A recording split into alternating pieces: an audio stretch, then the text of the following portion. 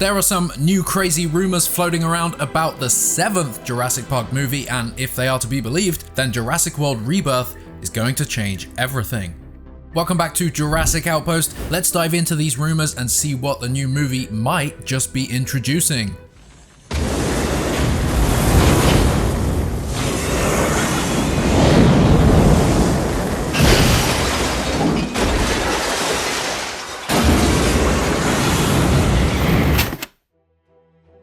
I have to preface this video by saying that every rumor we discuss today is indeed just that, a rumor. I'm not verifying any of it, but some of these rumors, some of this information is aligning and certainly has begun to align with what I've been hearing from my own sources over the past year. This information about the movie will seriously change the course of the Jurassic franchise. Not necessarily in a bad way, not at all, but it might indicate that the franchise, the movies, are moving in a new direction, something that is both completely new for this franchise, but also something that might be inspired by older ideas from around the time of Jurassic Park 3.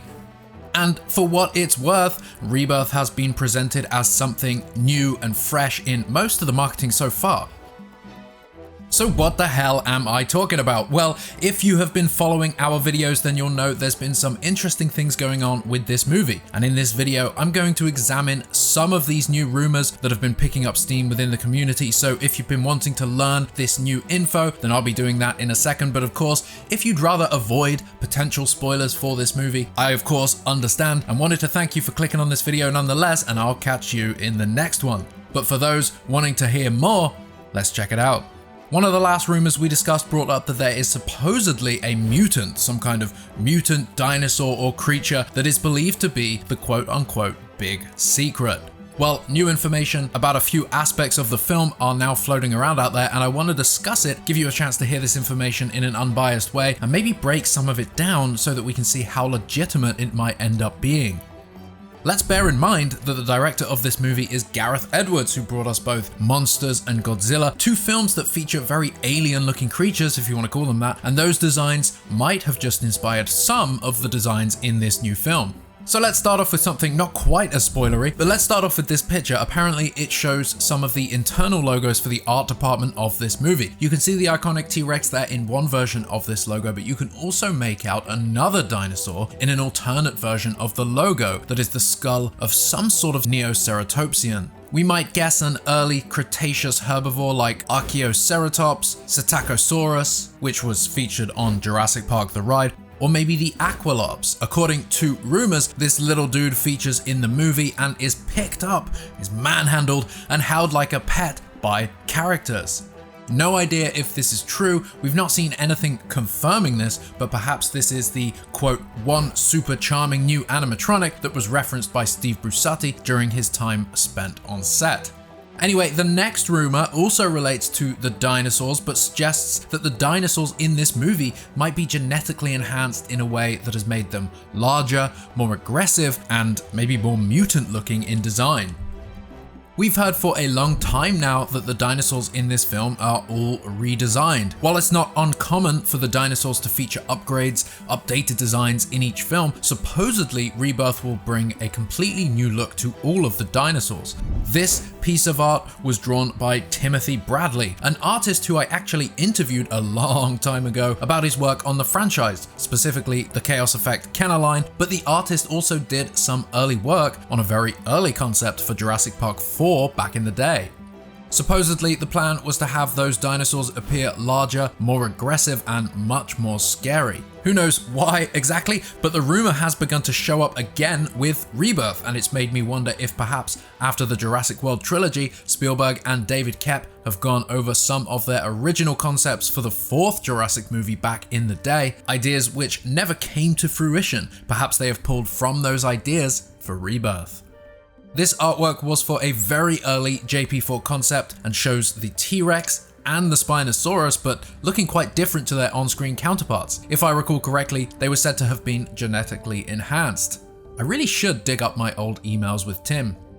Alright, let's take a look at the big new rumor, the one that's got some of the fandom up in arms about whether or not this will work. Jurassic World Rebirth will supposedly introduce a mutant hybrid of some kind, perhaps to be referred to as a genetic experiment gone wrong. Kill me.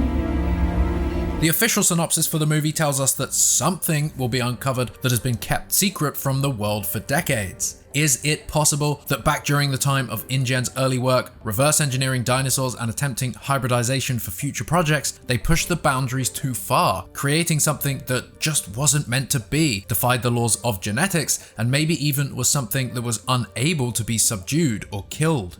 We have talked on the In General podcast before about this theory. Perhaps they could not destroy the creature and decided to contain it within the temple that we've seen in set photos. And perhaps they even kept somewhat of a presence on the island and ensure nobody accidentally stumbles upon it. But what if that went wrong? What if somehow this thing, whatever it's supposed to be, got out?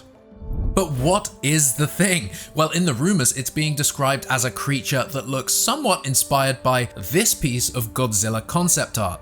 Max BSK says, found on Discord. Here's a glimpse of what we can expect from the villain of Jurassic World Rebirth. Photo bashing edit. Draw your own conclusions. It's not the real final creature. It's just a very faithful representation.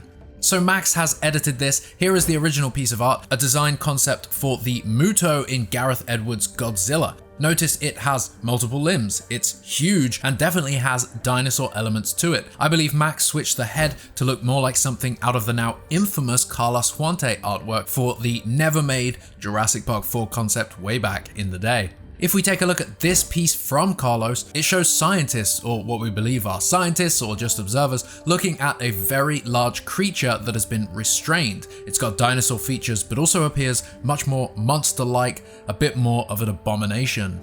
The Carlos Huante artwork was made based on an idea that dinosaur DNA is being crossed with human DNA, among other genetic material, to create genetically enhanced creatures for various purposes. That idea, as I said, never came to fruition in the franchise, as you know, but I'm beginning to think that some of those original concepts might be being rebirthed by David Koepp in the new movie.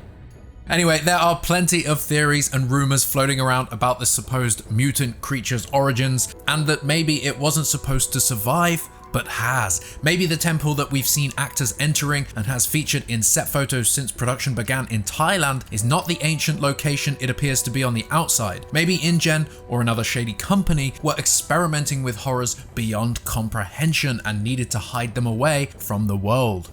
Let's remember Gareth's own interview with Empire a few weeks back. When discussing the dinosaurs, he says, there are new things in the film that I'm really excited about, but equally there are certain dinosaurs it would be a crime against cinema not to include. New things. What would this mean for the franchise? I hear you cry. Well, let's not forget that we just had 3 movies that somewhat ask the question of what comes next after reverse-engineered dinosaurs, and the franchise story as a whole questions the validity of genetic modification and demonstrates its consequences. While the World movies didn't really explore it with mutant creatures, opting rather for more slick, finished combined animal products, the World trilogy did feature the first cloned human, and of course a handful of hybrids which blended the DNA of multiple dinosaur species and modern animals to create genetically superior dinosaurs, or in the Indoraptor's case, a killing machine. A creature of the future made from pieces of the past.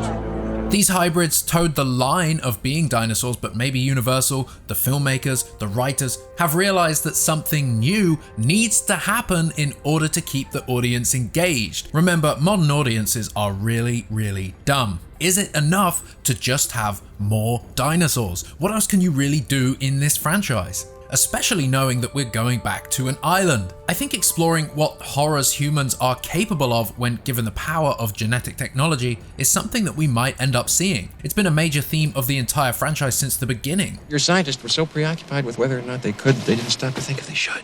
The dangers of uncontrolled experiments, and moreover, the abominations that could be the result of that. Sure, a Muto-esque character in Jurassic isn't exactly something I'd have pitched, but at this point, with Gareth Edwards and David Koepp behind it, I'd be lying if I said I wasn't intrigued by whatever this mutant thing happens to be. I've always had a soft spot for the John Sayles screenplay, parts of it anyway. Those first 20 pages are pretty killer, and that Carlos Huante artwork has always captivated me. None of it ever really made sense in the franchise that we knew and loved, but maybe, if they've really thought it through, maybe this time it will. If David Koepp and the filmmakers have found a really solid way to justify it in the story, if we're delving into InGen's shady past, even shadier past than the one we know, and uncovering more of their work from the early 90s onwards, I think that could be a great way to both familiarize the audience with the material that already exists, but bring something completely new to the table.